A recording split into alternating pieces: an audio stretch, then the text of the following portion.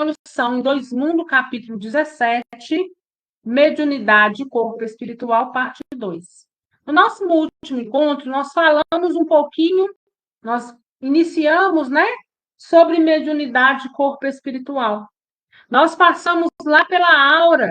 André Luiz começa com o primeiro ponto falando sobre aura humana, né? Nós falamos aí que a aura tem um formato, tem uma forma, né, ovalada, e existem aí várias camadas, cada camada emite irradiações, e que essas irradiações faz com que, aonde quer que a gente esteja, a gente sempre vai estar irradiando, e a espiritualidade vai nos enxergar através dessas irradiações, né? Essas nossas irradiações vão falar por si só. O corpo físico, em se tratando de energia, em se tratando de aura, não importa tanto, né? O formato do corpo não importa tanto. O que importa é a nossa conduta, o que importa é o que a gente vibra.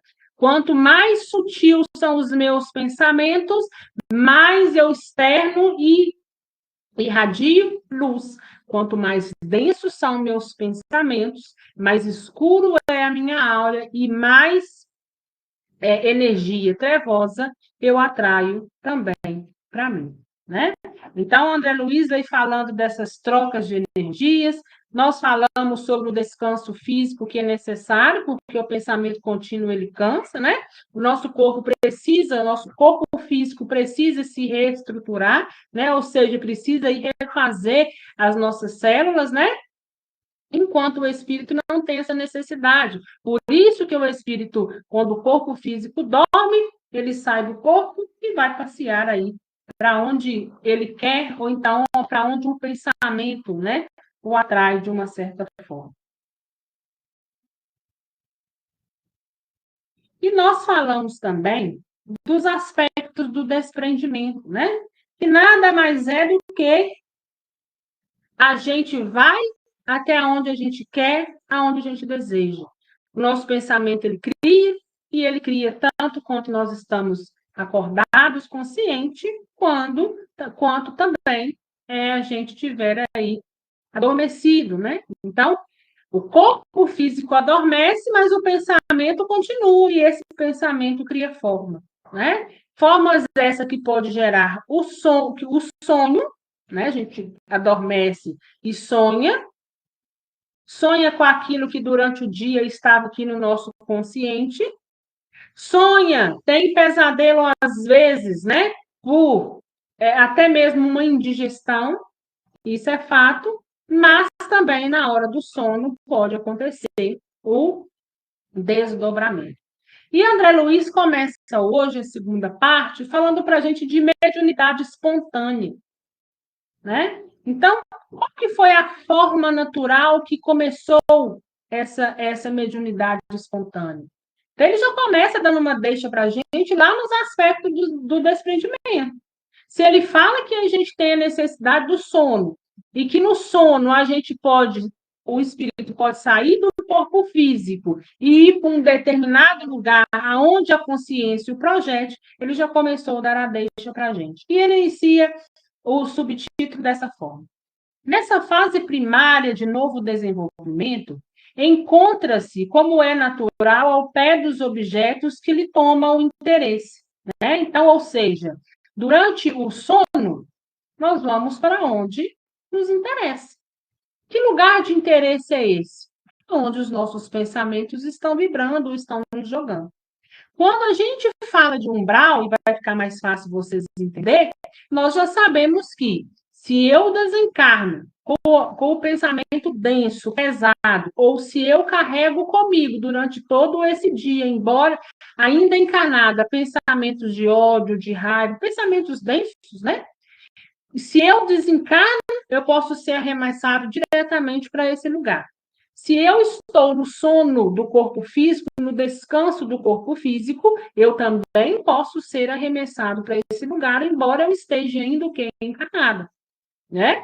Por isso, às vezes, muita gente dorme e quando vai descansar, tem aqueles pesadelos horríveis, mas não é o pesadelo da indigestão, não é o pesadelo do remorso, é o pesadelo do sentimento que está carregando e que está arremessando, né? Remetendo lá para essa zona densa e essa zona pesada.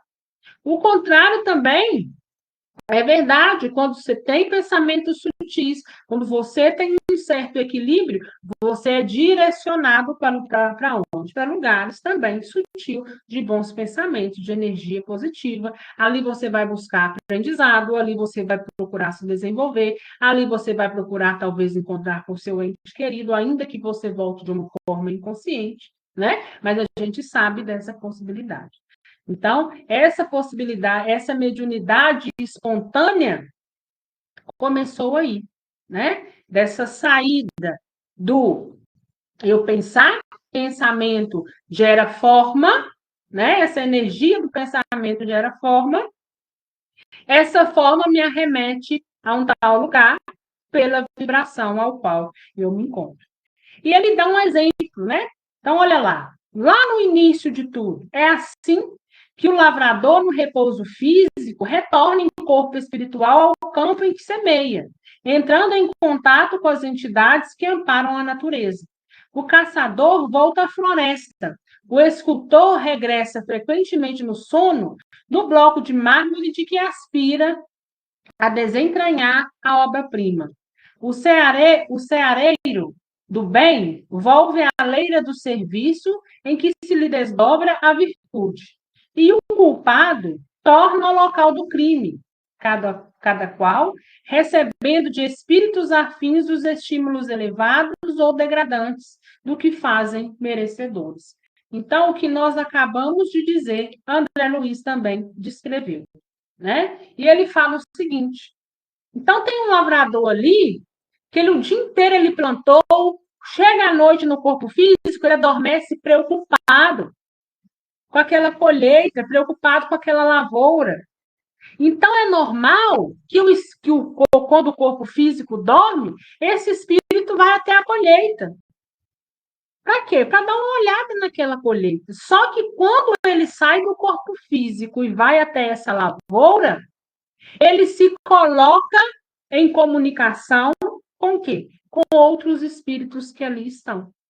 Ele encontra outros espíritos ali, né? Como ele fala aqui, que quando ele sai do corpo físico e vai para o campo, o que que acontece? Ele entra em contato, né? Com entidades. O que quer dizer essas entidades? Espíritos. Espíritos que estão ali o quê? Amparando a natureza, guardando ali aquele ambiente. Da mesma forma, né, ele fala do caçador, ele fala do escultor, ele fala do ceareiro, né? Então, cada um vai saindo do corpo físico, vai indo para aquele lugar ao qual ele tem um maior interesse. Esse interesse aqui é o interesse superficial, vamos dizer assim, que envolve as coisas terrenas, mas ainda assim o espírito está o quê? Se deslocando e entrando em contato com outros, né? Consolidadas semelhantes relações com o plano espiritual por intermédio da hipnose comum, começaram na Terra os movimentos da mediunidade espontânea, porquanto os encarnados que demonstrassem capacidades mediúnicas mais evidentes, pela comunhão menos estreita entre as células do corpo físico e do corpo espiritual, em certas regiões do campo somático, passaram das observações durante o sono às observações da vigília, a princípio fragmentária, mas acentuáveis com o tempo, conforme os graus de cultura a que fossem expostos, né? Então, André Luiz vem falando para a gente, olha, durante o sono, começou na Terra, né, esses movimentos de mediunidade espontânea. Ainda que fragmentada, ou seja, ainda que quando retornasse, ele tivesse apenas fragmentos e houvesse muitas lacunas, né? Muitos períodos vazios, ainda hoje existe isso, né? Pessoas que retornam do sono e lembram de pedaços, de fragmentos, não lembra de tudo, não é uma coisa contínua, mas lembra alguns passos, lembra alguns detalhes. né? E André Luiz fala para a gente, olha, essa mediunidade espontânea, ela iniciou-se aí. E a gente vale reforçar aqui que a mediunidade é inerente a todos nós, né? Nós já sabemos disso. Só que André Luiz fala aqui, olha, quanto mais essa comunhão ela vai ser mais estreita, né, entre corpo físico e corpo espiritual, quando aconteceu o quê? Primeiro, quando a cultura a que ele é exposto, né, de uma certa forma facilitar para ele, né? E quando ele tiver os pensamentos mais sutis. Então, André Luiz vem falando mais uma vez também. Se eu tenho pensamentos sutis, eu vou para um determinado ponto. Se eu tenho pensamento denso, eu vou para um determinado ponto. Essa mediunidade espontânea acontece porque a mediunidade é inerente a todos nós. Ainda que fragmentada, ainda que cada um uma porcentagem, todos nós vamos passar em um determinado ponto da nossa, né, existência terrena enquanto humanos por experiências, né, que nos remete a essa questão da mediunidade. Então, ele fala mais abaixo o que a gente acabou de dizer, olha lá. Quanto menos densos os elos de ligação entre os implementos físicos e espirituais, ou seja, quanto mais sutil esse nosso elo, quanto mais refinado, quanto menos ódio e raiva a gente carrega, a gente estreita mais os laços entre o mundo espiritual e o mundo físico, né?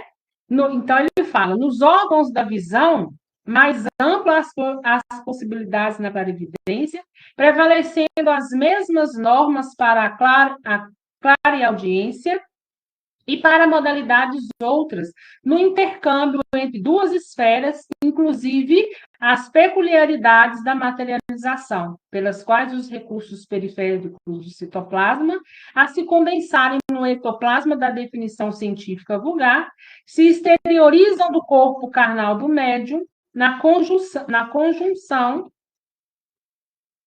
das forças circulantes do ambiente para a efêmera constituição de formas diversas. Desde então, iniciou-se o correio entre o plano físico e o plano extrafísico, mas, porque a ignorância embotasse ainda a mente humana, os médiuns primitivos nada mais puderam realizar que a fascinação recíproca, ou magia elementar, em que os desencarnados igualmente inferiores eram aproveitados por via hipnótica na execução de atividades materiolonas sem qualquer alicerce na sublimação pessoal. Então, André Luiz fala para a gente o seguinte, essa mediunidade, embora ela existiu, embora começou-se aí, né, ele fala o correio entre o plano físico e o extrafísico, né? Porque são trocas de informações, o médium faz ponte entre um mundo e outro, pega uma coisa de cá e traz, né, para o mundo físico. Então, embora começou a acontecer tudo isso, o homem primitivo ainda se encontrava o quê? Num estado ignorante. Estado ignorante esse de sem conhecimento, né? De falta de conhecimento. Então, foi muito pouco aproveitado no sentido de positividade, de comunicação com o mundo positivo, com o mundo mais sutil. Então, essa ignorância em que eles se encontravam, né, eles conseguiram aí um contato maior, né, com os desencarnados de uma certa forma inferiores.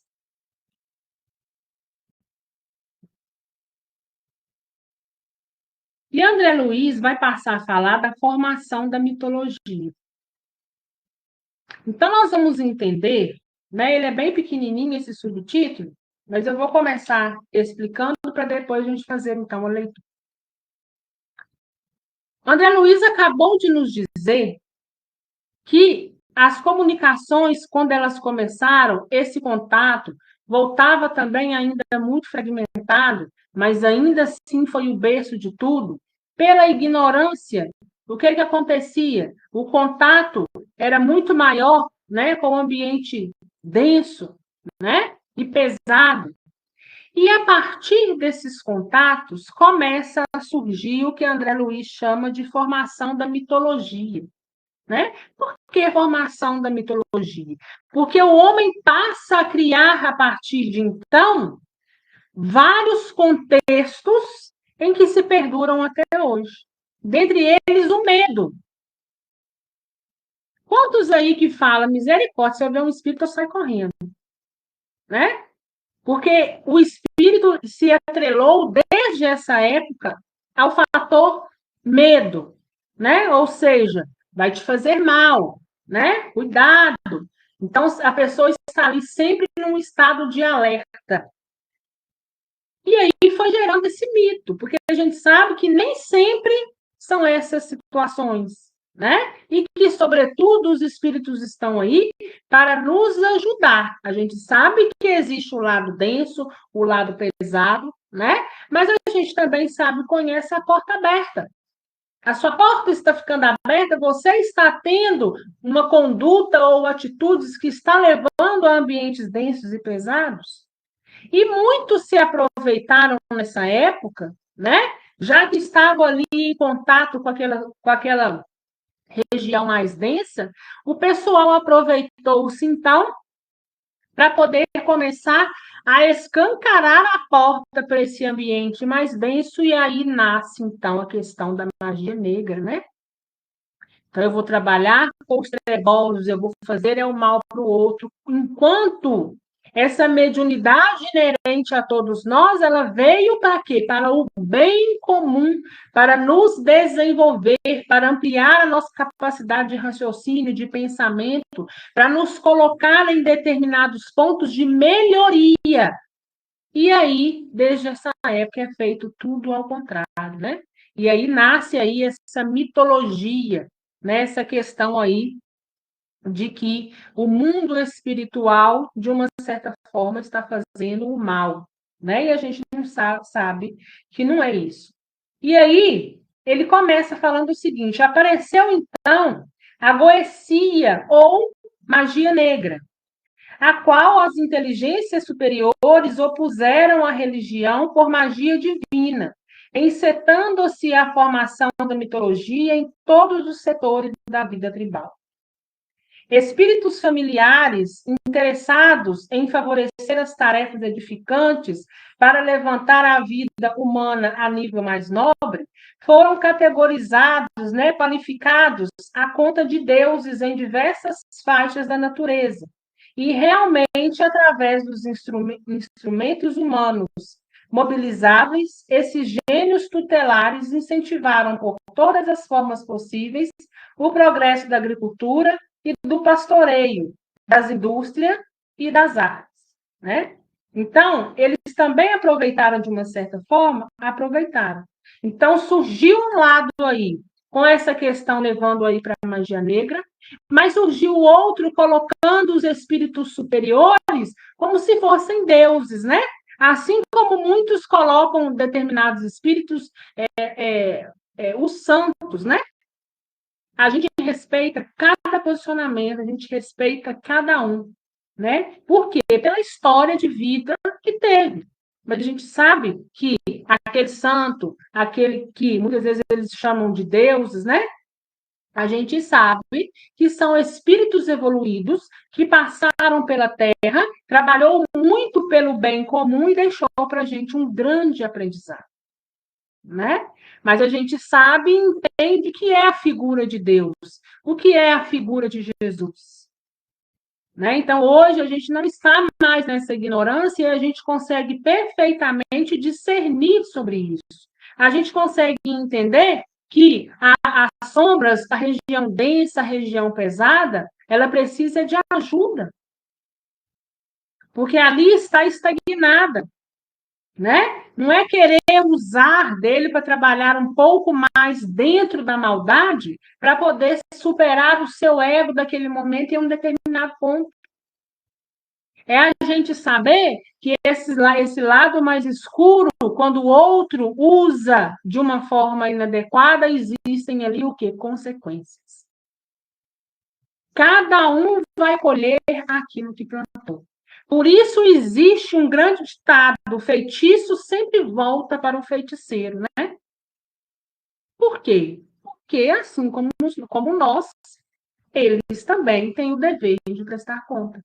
Uma hora a conta vai chegar para todo mundo, né? Então, não precisa estabelecer-se o medo diante disso tudo. A gente sabe que essas zonas pesadas, negativas existem, a gente sabe, né? Mas a gente pede a Deus é que tenha deles misericórdia. Nós vamos nos blindar. E como nós vamos nos blindar? Fazendo boas leituras edificantes, trabalhando no nosso lado espiritual, né, expandindo a nossa consciência, usando das palavras de Jesus para que a gente possa estar no melhor caminho. Porque a gente sabe que quando a gente faz isso, a gente se blinda, a gente fecha a nossa porta para as regiões pesadas e densas e abre a nossa porta para aquilo que é sutil, que é leve, que é positivo e que tem a intenção aí de nos ajudar no nosso crescimento. A luta entre os espíritos retardados na sombra e os aspirantes da luz encontrou seguro apoio nas almas encarnadas que lhe eram irmãs. Desde essas eras recuadas, empenharam-se o bem e o mal em tremendo conflito que ainda está muito longe de terminar, com bases na mediunidade consciente ou inconsciente, técnica ou empírica. Então, o que ele está dizendo para nós? Olha, isso aí, né, de uma certa forma, entre aspas, essa guerra, ela já está estabelecida há muito tempo. Essa corrida, essa luta, né, do bem sobre o mal persistindo, encontrando pessoas aí para poder continuar alimentando. Pelo que ele fala, isso ainda está longe de acontecer. Mas ambas, tanto o lado denso como o lado sutil, ambos estão trabalhando, às vezes até mesmo sem perceber, né? Mas estão trabalhando, é o que ele fala, né? Apesar desse conflito, ambos estão com base na mediunidade, seja ela consciente ou inconsciente. Você vai receber intuição positiva de acordo com o que você vibra, ou intuição negativa de acordo com o que você vibra. Ambos exercendo aí a mediunidade, porém, um exercendo para o mal, outro exercendo para o bem. Então, cabe a cada um de nós saber que lado e que ponto a gente quer estar. Né? Sabendo o lado que eu quero estar, eu me blindo em razão do outro. Todas as vezes que eu tiver dúvidas, eu faço o quê? Eu olho para Jesus. Eu sigo os princípios ao qual eu entendo que sejam verdadeiros e dou uma olhada para Jesus. Jesus é a nossa referência, é o nosso norte. Desde que Jesus passou pela terra, Jesus enfrentou a maldade, Jesus enfrentou o lado trevoso, o lado sombrio, né? Mas Jesus se blindava o tempo todo em oração, né? Quando ele foi tentado, ele foi para o deserto, passou ali 40 dias e 40 noites sendo tentado, mas em oração. E ao final de tudo, Jesus estava tão blindado e ele sabia que ele estava tão evoluído espiritualmente que ele fala o seguinte: Pai, perdoa. Eles não sabem o que fazem, né? Então, essa questão de exercitar em nós o medo em relação à espiritualidade, nós não temos que ter esse medo. Porque nós somos a espiritualidade. Nós somente estamos no corpo humano. Mas esse estar no corpo humano, ele é o quê? Temporário. Nós iremos voltar às nossas origens. Nós iremos encontrar amigos, nós iremos encontrar inimigos. Mas o que vai fazer diferença é o lado em qual eu estive e quero continuar a estar. Porque se eu estou de um lado denso e pesado, pode saber que pós o meu desencarne, eu vou precisar de prestar conta para aqueles irmãos que ainda estão ali na ignorância, que ainda estão ali necessitando de conhecimento, que ainda estão necessitando de exercitar em si o perdão, e caminhar no caminho da luz. Então, tudo vai nos gerar consequências, né? Ah, Ana, a magia negra existe, a feitiçaria existe. Existe. Mas nós precisamos lembrar e pensar que o lado que nós estamos é muito mais forte. Do nosso lado, nós temos Jesus Cristo. E tem um outro ditado muito sério, né? Onde Deus e Jesus passa, nada embaraça. Nós vamos ser tentados, às vezes, por essas forças negativas? Vamos, todos nós, né? Enquanto a gente estiver aqui passando, né, por essa fase humana, é uma oportunidade que eles têm de nos tentar. Por quê? Porque nós não estamos vendo, né? Porque quando a gente tem a capacidade de enxergar o nosso inimigo espiritual, de uma certa forma, a gente começa a quebrar as forças desse inimigo, né? As forças no sentido de capacidade de nos prejudicar. Mas quando a gente não está enxergando, o que a gente faz para nos blindar? Eleva a nossa vibração, e quando a gente estiver para baixo, a gente então vai fazer a leitura de obras edificantes, a gente vai ler o Evangelho, a gente vai pensar em Jesus, a gente vai meditar em Jesus. Por quê? Porque assim nós vamos atrair para perto de nós aquilo que é bom e automaticamente nós vamos afastar aquilo que ainda está na ignorância e que porventura ou alguma razão queira nos prejudicar. E André vem nos dizendo sobre a função da doutrina espírita. Forçoso reconhecer, todavia, que a mediunidade na essência, quanto à energia elétrica em si mesma, nada tem a ver com os princípios morais que regem os problemas do destino do ser. Então, o que André Luiz está dizendo para nós? Olha, a mediunidade não tem nada a ver, né, que ele fala, nada tem a ver com os princípios morais que regem. Então, ou seja, para ser médium não tem nada a ver com a minha conduta. Por quê? Porque mediunidade é uma coisa inerente a todos nós. Todos nós temos mediunidade. Cada um em um grau, cada um de uma forma. E cada um conforme a sua natureza, né? Então, ele vem falando que nada tem a ver com os princípios morais que regem os problemas do destino e do ser.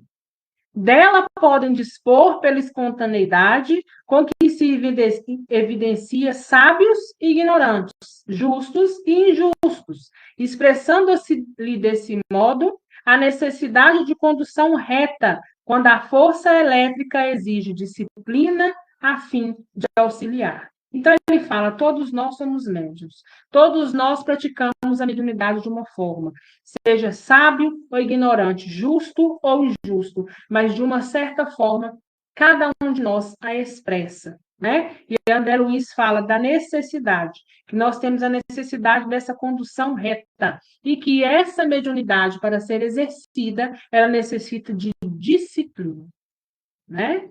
Para que nós possamos ser auxiliados e auxiliar, é necessário disciplina. Esse é o motivo porque os orientadores do progresso, né, ou seja, esses espíritos superiores, sustentam a doutrina espírita na atualidade do mundo, por chama divina, sublimando fenômenos e objetivos, caracteres e faculdade para o Evangelho de Jesus, para que o Evangelho de Jesus seja, de fato, incorporado às relações humanas, né? Então, qual que é a função da doutrina espírita? Né? André Luiz fala lá em cima. Né? A doutrina veio para quê?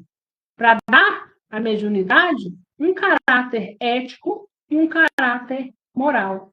E onde a gente encontra, muitas das vezes, esse caráter ético e moral? Além de todos os estudos que a gente faz, a base desse caráter encontra-se no Evangelho de Jesus. E daí a gente vê e consegue entender a importância do Evangelho, né? O Evangelho vem para a gente como um bálsamo, o Evangelho vem para a gente como um conselho, o Evangelho vem para a gente como Jesus nos dando uma palavra, nos alertando para a nossa caminhada, né? Então, se Jesus vem através do Evangelho nos dando uma palavra, essa palavra precisa ser parada, ser lida, ser compreendida, né? Ser feita ali de uma forma seca, mas que todos nós possamos ter e tirar dele o melhor aprendizado. E ele fala o seguinte: como nas intervenções cirúrgicas, em que tecidos são transplantados com êxito para a melhoria das condições orgânicas, é indispensável nos atentarmos ao impositivo das operações mediúnicas, pelas quais se efetuem proveitosas enxertias psíquicas com vistas à difusão do conhecimento superior, né? Então, a finalidade da mediunidade não é o bem do médium. O médium não exercita a mediunidade para ele próprio, nós, né? Nós que sofremos influências o tempo todo, né? Essas influências, a gente precisa refletir? Precisa. Influências positivas, tá, gente? Mas, quando a gente exercita, exterioriza um trabalho, esse trabalho precisa ser para o bem comum e não somente para um, né? Aqui nós não exercitamos o egoísmo, porque senão seria muito fácil, né? Eu entraria para o meu quarto, cada um de vocês entraria para o quarto de vocês e cada um ia falar por si só, apesar da gente saber que os espíritos estão entre nós. Mas quando a gente se une, como nós estamos aqui, nós estamos trabalhando para que esse bem, para que essa reflexão, para que essa palavra possa fazer bem para todos nós, para que todos nós possamos, então, o quê? Crescer, né? Então, e quantos de nós, né, não vamos ser aí, de uma certa forma, perseguidos? Jesus foi perseguido com a luz que tinha, com a evolução que tinha, imagine nós. Por isso, nós precisamos estar constantemente em vigília. É fácil? Não é. Às vezes, a gente passa por situações que a gente é posto à prova mesmo. Mas que a gente possa refazer, que a gente possa levantar, se reerguer, começar de novo, quantas vezes for necessário, mas sempre dentro dos princípios e dos ensinamentos de Jesus. Então, a doutrina espírita, ela vem para isso, né? Essa mediunidade, ela vem para isso, para o bem comum de todos, né? Ele veio para dar um norte, para nos dar um pouquinho de ética, um pouquinho de moral, um pouquinho de entendimento, de saber como agir em determinadas circunstâncias, para quê? Para que nós possamos evoluir, para que nós possamos crescer, para que nós possamos ser melhores a partir de todo o entendimento que a doutrina vem nos trazendo. E ele vem falar de mediunidade e vida. Eminentes fisiologistas e pesquisadores de laboratório procuraram fixar mediunidade e médiums a nomenclaturas e conceitos da ciência metapsíquica. Entretanto, o problema, como todos os problemas humanos, é mais profundo, porque a mediunidade está adstrita à própria vida, não existindo por isso mesmo dois médios iguais, não obstante é semelhante no campo das impressões. Então, ele está falando o que para a gente? Olha, embora todos falam uma nomenclatura só, médium, mediunidade, não nos cabe dizer que todos são iguais, né? Porque não existe, nunca existiu dois médiums iguais. Pode existir médiums no mesmo campo, mas com energias, né? Com trabalhos, ainda que no mesmo campo, diferentes, né? Então, ou seja, os médios estão no mesmo campo, mas a potência é diferente, né? Existem médiums que fazem um trabalho muito parecido com Chico Xavier? Existe, mas é igual ao Chico? Não. O trabalho de Chico, embora seja muito parecido com o de Divaldo, são trabalhos iguais? Não.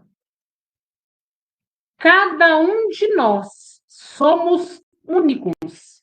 Nós podemos ser parecidos no desenvolvimento, mas cada um de nós temos uma maneira de pensar, uma maneira de executar. Tudo isso influencia na questão de médium e mediunidade, né?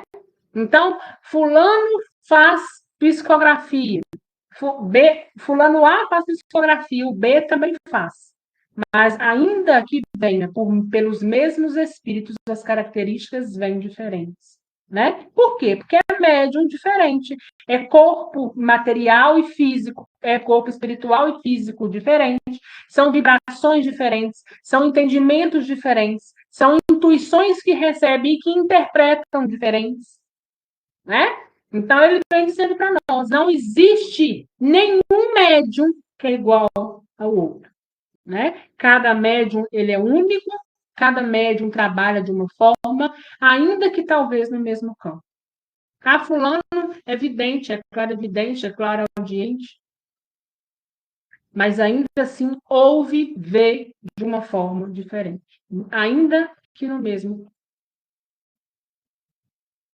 Por outro lado, espiritualistas distintos julgam-se no direito de hostilizar-lhe os serviços, impedir-lhe a eclosão, encarecendo-lhe os supostos perigos, como se eles próprios, mentalizando os argumentos que avocam, não estivessem assimilando por via mediúnica as correntes mentais intuitivas, contendo interpretações particulares das inteligências desencarnadas que os assistem.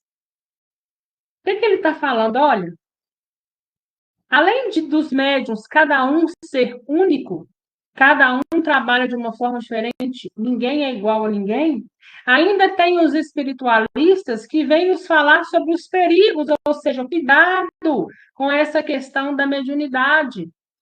De uma certa forma, eles tentam, né, fazer com que essa doutrina não ecloda, não surja. Mas eles esqueceram de refletir, de se atentarem, que eles próprios, com esses pensamentos, estão recebendo o quê? Correntes mentais intuitivas e têm interpretações particulares. Né? Então, a gente não tem que ir para essa questão do medo, né? Nós não temos que inibir, bloquear esse nosso canal. Porque esse canal com a espiritualidade, esse canal com essa mediunidade, com a vida, somos nós. O corpo físico é temporário. A vida na Terra é temporária. A mediunidade, no entanto, é faculdade inerente à própria vida. E com todas as suas deficiências e grandezas, acertos e desacertos, é como o dom da visão comum peculiar a todas as criaturas responsáveis por tantas glórias e tantos infortúnios na Terra. Né? Então, você usa a mediunidade para um bem comum. O que usa para um bem, uma atividade responsável, ele terá tantas glórias quanto as suas atitudes, mas também infortúnios, dependendo de com que você vibra e com que você caminha. Ninguém se lembrará, contudo, de suprimir os olhos, ou seja, né? Ninguém vai tirar os olhos de ninguém, porque milhões de pessoas, à face de circunstâncias imponderáveis de evolução, deles se tenham valido para perseguir e matar nas guerras de horror e destruição. Né? A gente não vai fechar os olhos ou ficar sem os olhos. Ninguém vai deixar também de quê? De errar. Nós vamos errar muito na nossa caminhada, mas cabe a cada um de nós o quê? Urgir, iluminá-los, orientá-los e esclarecê-los. Ainda diante dos nossos erros, né, a gente precisa tentar encontrar os acertos, nos iluminando de uma certa forma, nos orientando, nos esclarecendo, expandindo a nossa consciência. Também a mediunidade não requisitará desenvolvimento indiscriminado, mas sim, antes de tudo, o aprimoramento da personalidade mediúnica e nobreza de fins para que o corpo espiritual modelando o corpo físico e sustentando-o, possa igualmente erigir em filtro leal das esferas superiores, facilitando a ascensão da humanidade aos domínios da luz. Então, a mediunidade ela deve ser exercida o quê? Com responsabilidade. É o que eles começam falando lá no início. Eles não estão requisitando que sejam feitos desenvolvimentos. Eu quero desenvolver minha mediunidade. E vai desenvolvendo aquele tanto de gente de forma discriminada. Não é isso. Indiscriminada, né? Não é isso. O que precisa são de pessoas, são de médiuns, porque médium todos nós somos, mas comprometidos, sobretudo, com a responsabilidade. Né? É isso que eles esperam de nós. Porque quando a gente se predispõe a fazer um trabalho, esse trabalho precisa ser feito com responsabilidade, com equilíbrio, ainda que a gente ali possa errar. Porque nós somos humanos, nós ainda estamos em desenvolvimento, mas nós precisamos nos iluminar, nós precisamos nos orientar, nós precisamos nos esclarecer. Porque a gente sabe também que quando a gente adentra nesse ambiente em que a gente está disposto a desenvolver e a contribuir para o bem comum, se a gente o faz de uma forma negativa ou positiva, dele existem consequências. E essas consequências são o quê? Prestação de contas. Prestação de contas que, se tiver coisas negativas, nós vamos precisar reparar. E se forem coisas positivas, nós vamos colher os frutos positivos. Assim a gente encerra o capítulo 17. André Luiz encerra com Uberaba, 26/3/1951. Alguma dúvida, gente?